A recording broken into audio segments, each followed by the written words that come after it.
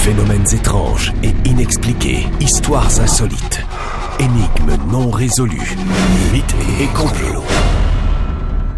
Retrouvons enseveli quelque part en Montérégie Christian Page. Bonjour Christian. Salut Mathieu. Ta soucoupe volante est restée prise dans la neige? Ah ouais, effectivement. Écoute, c'est ici le sud du Québec, là, et en particulier le long du Richelieu, là, la situation est excessive, autant sur les chutes de neige que sur la circulation routière. C'est vraiment épouvantable. Parlons d'une histoire qui est survenue en ce jour, en 1996, au Brésil, à Varginha. Je voulais t'amener dans un endroit où il fait plus chaud, plus ensoleillé et beaucoup moins de neige. Oui, effectivement. Alors, on est ce 20 janvier 1996. Écoute, c'est une histoire qui est peu connue des gens, mais dans le milieu de ceux qui s'intéressent aux ovnis, c'est un événement un peu phare. Même, on l'a surnommé le Roswell brésilien. Donc, Roswell, je pense que les auditeurs savent bien de quoi on parle, cette histoire de soi-disant écrasement d'un ovni dans les années 40 dans le désert de Roswell au Nouveau-Mexique et qui est devenu un peu le saint graal des histoires d'ovnis. Alors voilà que cette histoire où je t'amène, on est le 20 janvier 1996, on est en milieu d'après-midi, il est à peu près 15h30, et là on a 3 jeunes femmes, la plus vieille est au début de la vingtaine, la plus jeune a 14 ans, et ces 3 jeunes femmes, dont 2 sont des sœurs, rentrent à pied à leur domicile, et chemin faisant, donc on est à Varginha, tu l'as mentionné, c'est au Brésil, c'est dans l'État de Minas Gerais. Ça se trouve dans le sud-est du Brésil. C'est une assez grosse ville. Hein? On parle à peu près de 120 000 habitants. Donc, ces 3 jeunes femmes rentrent chez elles. Et là, elles décident de prendre un raccourci, de passer à travers un terrain vague. On y trouve un peu, c'est à moitié un peu dépotoir. Et il y a également des petits murets de pierre d'anciens bâtiments qui sont là, qui sont détruits. Et alors que les jeunes femmes s'engagent dans ce terrain vague, tu comprendras qu'on est en milieu d'après-midi, il fait chaud, il fait soleil, donc ici, là, la visibilité est parfaite. Et à un moment donné, elles sont attirées par une espèce de bruit, elles se retournent et à quelques mètres d'elles, elles voient accroupie contre l'un de ces murets de pierre, une créature qu'elles vont décrire plus tard comme étant un être humanoïde d'environ 1,50 m de haut. Il est assis, en fait, il est recroquevillé sur lui-même. Il semble nu, sa peau semble également visqueuse, huileuse, dira l'une des jeunes filles. Elle a la peau brune, cette petite créature. Elle a 3 bosses sur le dessus de la tête et de grands yeux rouges. Donc, vision de cauchemar. Oui. Les jeunes femmes sont prises de panique, elles s'enfuient, rentrent chez elles, font un récit détaillé à leurs parents. Les parents qui, inquiets, vont se rendre dans le dépotoir également, mais ne reverront pas cette petite créature. Mais comme c'est souvent le cas dans ces villages au Brésil, les rumeurs s'emballent rapidement et ça se véhicule à vitesse grand V.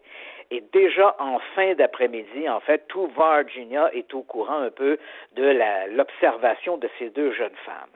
Et alors que tout ça se passe, on apprend que vers 19h, donc là on est en début de soirée, vers 19h, les pompiers sont appelés dans un boisé au nord de la ville. Alors, lorsque les pompiers arrivent sur place, et là, c'est selon le témoignage des pompiers, eux arrivent sur place et là, ils soutiennent qu'ils sont tombés sur un contingent militaire qui entourait apparemment une créature dans le boisé et qui s'en sont saisis grâce à une perche au bout de laquelle il y avait une espèce de cordon, de câble, de collet, et ils se sont saisis de la créature qu'ils ont ensuite placée dans un grand sac de toile et ont quitté le secteur. S'agissait-il d'un animal? S'agissait-il d'une créature mystérieuse? Quoi qu'il en soit, alors que les pompiers sont témoins de la scène, et là on est quand même plusieurs heures après l'observation des jeunes femmes, de nouveaux témoins se font connaître.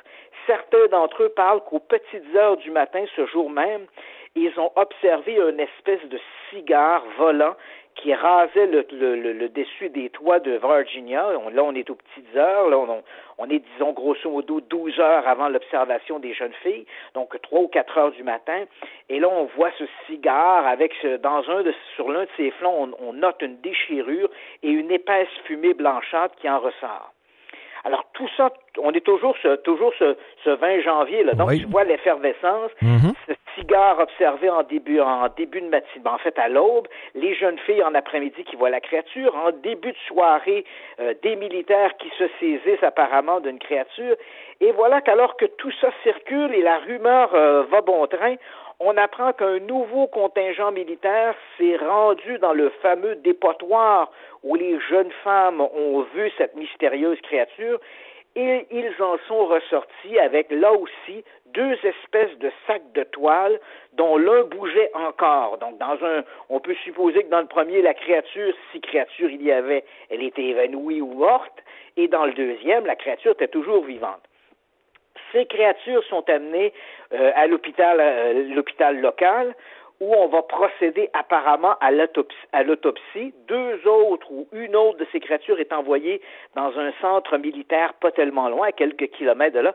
Donc là, ici, ça devient de plus en plus flou. L'implication de militaires, tout ça là, prend des allures presque de vaudeville. On ne sait plus qui dit quoi, les autorités disent non, les militaires disent oui, et là on attend des versions officielles. Encore une fois, la rumeur, elle, continue de circuler. Les créatures auraient été amenées par un convoi à Sao Paulo, placées dans un avion à destination des États-Unis. Les méchants Américains sont jamais très loin quand on parle de trucs comme ça. Et là, on nous dit même que l'une des créatures aurait été autopsiée par nul autre que le docteur Fortunato Baden-Palares. Et qui est-il? C'est ça, ce nom ne nous dit rien en ce moment, mais si je te réfère à la fin des années 70, tu te rappelles sans doute cette couverture médiatique lorsqu'on avait on avait appris que Joseph Mengele, le médecin fou d'Auschwitz, le malade, l'obsédé des jumeaux, avait trouvé la mort en 79 à Hambourg, au Brésil, et il avait été inhumé. Cette histoire-là est sortie en 1984. On avait procédé à l'exhumation des ossements de Joseph Mengele, et le médecin qui avait fait les analyses et qui avait confirmé finalement que ces ossements de cet homme enterré sous le nom de Wolfgang Gerhardt était bel et bien Joseph Mengele. Ce médecin était Fortunato Baden-Palares, celui à qui on prête l'autopsie d'une des créatures de Virginia. Quoi qu'il en soit, crois-le ou non, Mathieu, les autorités n'ont pas nié tout à fait cette histoire-là. Okay. Elles disent il n'y avait pas de créature, il n'y avait pas d'ovni, tout ça c'est de la fantaisie. Mais les autorités reconnaissent qu'ils sont allés dans la forêt pour aider un couple de nains, nains dont la femme était enceinte. Hey, Christian, hey, là, t'étais dans le bout, là, t'étais dans une histoire de nains. On est parti d'extraterrestres, on était rendu à une histoire de nains. Je pense que t'as attiré l'attention du public de tout le monde là-dessus. Voilà, donc, on a toute cette histoire, 4-5 créatures capturées, et là, voilà que les autorités officielles disent, c'était pas tout à fait faux, cette histoire-là. Il y a réellement eu une intervention des pompiers dans un boisé, mais c'était pour aller secourir un couple de petites personnes, des nains, dont la femme était enceinte et sur le point d'accoucher. Quant à les créatures observées par les 3 jeunes femmes, là aussi, les autorités ne nient pas. Elles disent que les jeunes femmes auraient simplement observé, et là je te cite, un vagabond local, difforme, sourd et muet, légèrement attardé, et qui passait ses journées accroupi à regarder les gens et les animaux. Quoi qu'il en soit, aujourd'hui, Mathieu, on est 20 quelques années après cet événement-là à Virginia. Il faut savoir que la ville a développé un merchandising autour de l'histoire, un peu comme Roswell, c'est-à-dire que si tu vas sur place, le château d'eau de la ville a la forme d'une soucoupe volante et les commerces te vendent des chandails, des artefacts, des objets à l'image de cette histoire d'extraterrestre de 1996, ce qui vaut bien à Virginia son titre de Roswell brésilien. Au moins, ils ne font pas d'image de figurine à l'image du dernier personnage que tu nous as décrit. Là. Non. Non, absolument pas. Christian Page, merci. À dimanche prochain. Ça me fait plaisir, Mathieu. C'est tout un punch. Il y a une chance qu'on lui a parlé.